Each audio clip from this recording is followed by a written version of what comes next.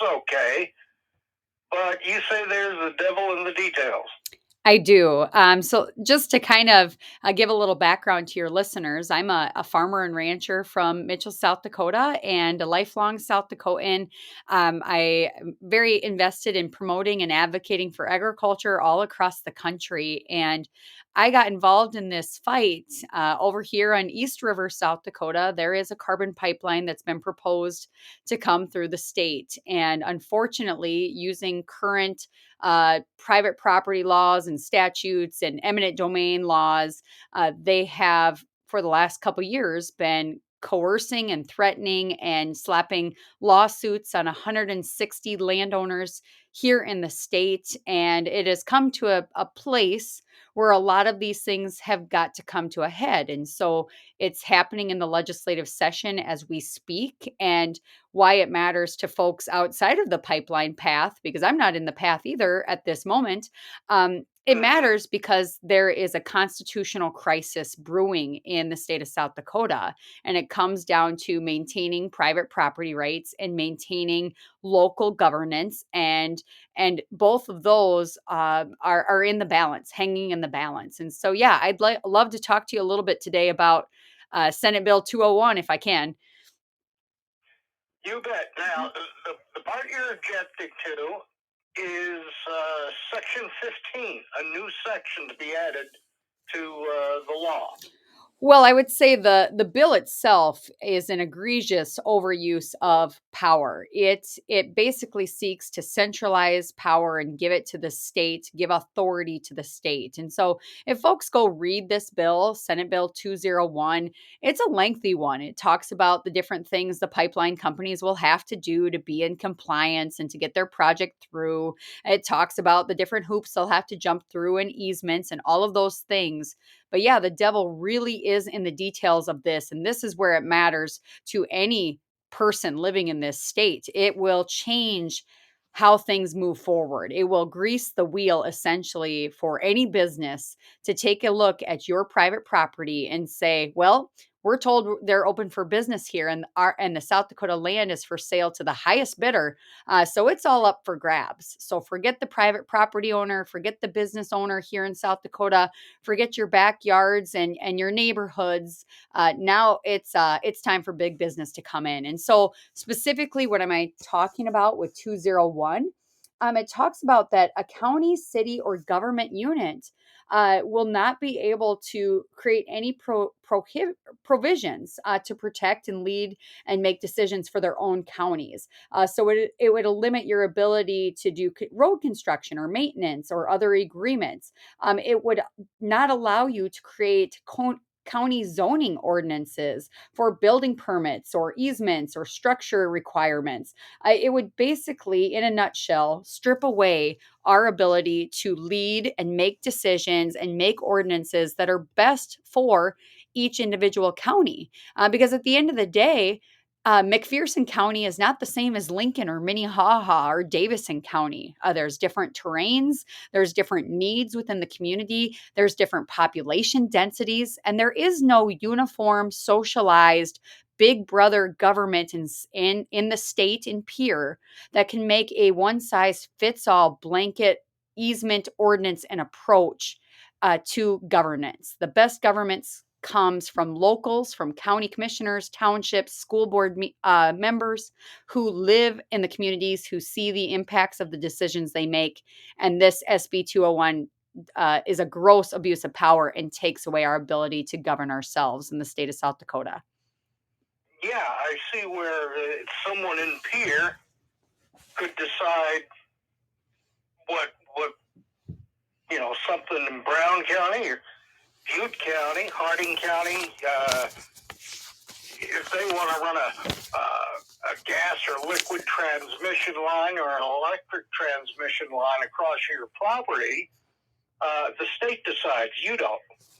Well, right. And more than that too, it almost is like telling those of us that live in the heart of South Dakota, who raise our families here, who build our businesses here, who are a fabric of the community here, that we're too dumb to govern ourselves. And I was told, the federal government will come down on some of these ordinances that the counties are putting up. but you don't strip away local control and give it to the state in order to beat off the feds. That's already then Yeah. you're being ruled by the federal government. The only way to push back against the federal government is to leave the power in the hands of the people. And our motto here in South Dakota is under God, the people rule. And by stripping away local control, that goes exactly against what we stand for here in this state. We have to agree with you. Well, I know there's a lot of cattle ranchers. Anybody who's listening should contact their senator, shouldn't they? Yes, please. Or at least the committee member. And the other thing is this bill takes away the pre-emption authority of the PUC, who did such a wonderful job of looking at the permit applications of these companies and really looking at what they were proposing to do and keeping it fair for the South Dakota citizens. So not only does this bill say that the local citizens are dumb, but they're also saying the PUC is dumb as well. And so, yes, my call to action really is to stand up for the Constitution, to stand up for private citizens in South Dakota and for families and for communities, to recognize that we can lead and make decisions and govern ourselves because we're invested in the communities. We care what happens here.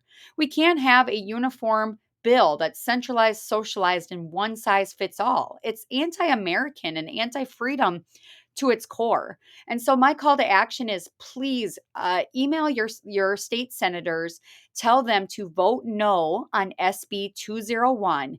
And then I would also like to tell all of my cowboy friends, all of my cattle ranching friends out West River, that we need you right now, because this is not the cowboy way. This is not how we maintain and our private property rights and our ability to own and manage our cattle and our businesses as we see fit.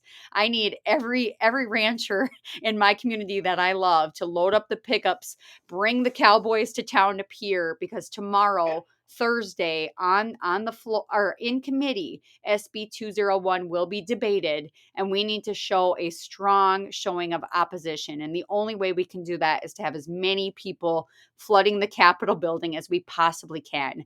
So get in the truck, meet me at 10 a.m. at the Capitol tomorrow on Thursday, and let's stand up for what's right for our kids, for our grandkids, and for our futures as landowners and families in these South Dakota communities that we love. Yeah, time to cowboy up. It is time to cowboy up. You better believe it. Because this company has slapped over 160 lawsuits against individual citizens and landowners in a way with the threat of condemnation and taking the land by eminent domain. In turn, they've also been suing counties. So individual counties have said, "Hey, I don't want this project here," or even more than that, like if this project is going to come, we want to provide some local ordinances that set the standard for easements or set the standard for setbacks or to keep us safe because we have a very unique situation in our own county. Safe and fair for the landowner. Right. And so this essentially greases the wheel for companies like Summit, because instead of having to sue the landowners and to sue the counties and to fight county by county to ram their project through, this essentially makes it so, well, I just have to work through the state, and the state has made it really easy for me. And I'm going to be able to do this without any challenges at all. And I think the misconception too on our part is we're not against the pipeline. We're not against projects. We're not against ethanol or value added agriculture. What we are trying to plead with our legislators is to understand that if we take care of the Constitution, if we protect the citizens in South Dakota, if we maintain our private property rights, which are all God-given inherent rights that are protected by and written clearly in the Constitution, if they do that job well, then the business opportunities will follow. But imagine having a ranch in western South Dakota, and it could be a pipeline, it could be a solar company, it could be a guy wanting to put up a 7-Eleven or who knows what. But they say, you know what, your piece of ground looks perfect for this. And if you don't have the ability to listen to what the party wants to do and hear their business projection, and if you don't have the ability to say, no, thank you, are we really free in South Dakota?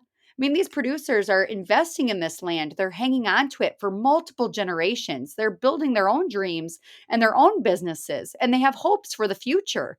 And essentially, some of these bills that are coming out, including SB 201, they seek to basically handcuff us behind our backs and give us no say in the process, to have landowners have no ability to say no and to protect their own land, and to not allow counties, specifically in this bill, not allow counties to say, you can build your businesses, but we do have specific requirements. And so that's my problem with the bill.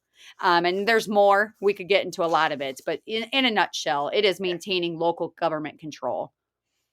And what it reads is a county, city, or other governmental unit cannot enforce an ordinance that regulates, restricts, prohibits any of these pipelines, electric lines, anything. Right. And so, I mean, it's getting down in the weeds to the local level. Yeah, absolutely. And I think, there's just this mentality, it seems to me, and it's because of all the challenges that have come up and arisen. It seems to me that the state thinks they can just clean up that, like, well, we'll negotiate the price of the land. We'll make it so the landowner will get a $500 little fee for a company that a landowner doesn't want to come on their land. We'll negotiate the price per foot so that the landowner gets a little something. But those aren't victories for landowners. They're being endorsed as such. But to me, that's not what landowners want. Landowners want their private property rights to be maintained, be intact. They want to be able to enter into commerce and into businesses that they choose. They want to be able to say no thank you to projects that they don't want to be in business with. And they want to be able to govern and lead themselves back at home. That's the American way. That's what we are founded on. That's who we are in South Dakota. And this is a dangerous path to go down. And if I will say, I speak across the country. All coast to coast, focusing on ag policy and issues that impact farmers and ranchers. In the last couple of weeks, I've been in Syracuse, New York, and I've also been in Illinois, both blue states that have the heavy hand of the government really coming down on them hard. And it gets more and more difficult to stay on the land. What was interesting is I was in Illinois, in a county over the weekend where a pipeline project was in the direct path of exactly where I was standing. And a legislator I talked to there said, I was telling him about SB 201, and he said to me, well, Amanda, we passed something just like this in Illinois 2 years ago. It has had devastating effects on our communities, and we've been trying to inch our way back to getting local control back. I just don't think this is a road we want to go down in South Dakota. I don't think we want to look like a blue state like Illinois. And so we need to lead with freedom in the Constitution and private property rights first. And again, if we take care of those things, all of the other exciting value-added agricultural opportunities will follow. Yes. Well, thank you, Amanda. Again, tomorrow, what time? Tomorrow, 10 a.m. on Thursday. Meet me in the Capitol. That's Central Time. Now, that's Central Time, yes, right? Central Time. And if there was ever a time, I truly believe the American cattleman and woman are great patriots. They understand what freedom means. They fought for it. They see what it looks like every day when they look out on the South Dakota prairie and they see wide open spaces, and their little chunk of heaven is right here in South Dakota. I mean, this is where dreams are made.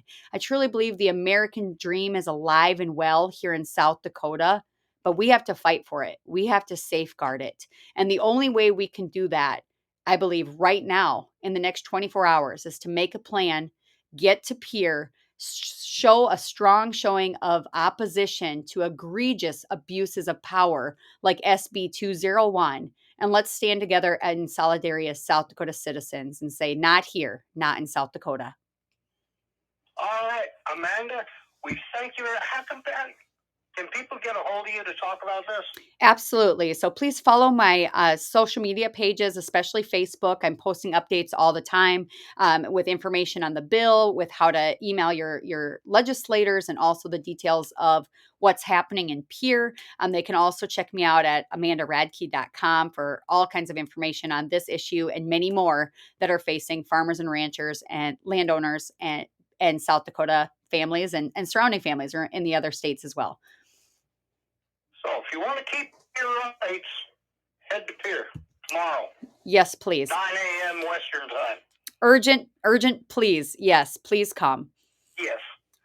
Amanda, have you said enough, or do you have anything to add? Well, you told me we have all the time in the world, and I said, don't tempt me with a That's good. right. I said, don't tempt me with a good time. I'll be on air all day. I just want to add, I really appreciate the opportunity for my show, The Heart of Rural America, to air on the weekends here on this channel. I'm always interested in hearing local stories as well. So if you have somebody in the community in this listening area that you'd like to have me feature as a guest on my show, please reach out to me and tell me about local issues that you're seeing on the ground, because my true heart and intent is in sharing the untold stories of the families that live in the heart of rural America. And so please connect, reach out, let me know what you think of that program. And just thank you so much for this opportunity to do an off the cuff interview today. Okay, that's Amanda Radke on Facebook or amandaradke.com on your regular old interweb. Thank you, Amanda. Thank you. You have a great day and hope you have a good turnout tomorrow. Thank you. You too, sir. Bye. Bye.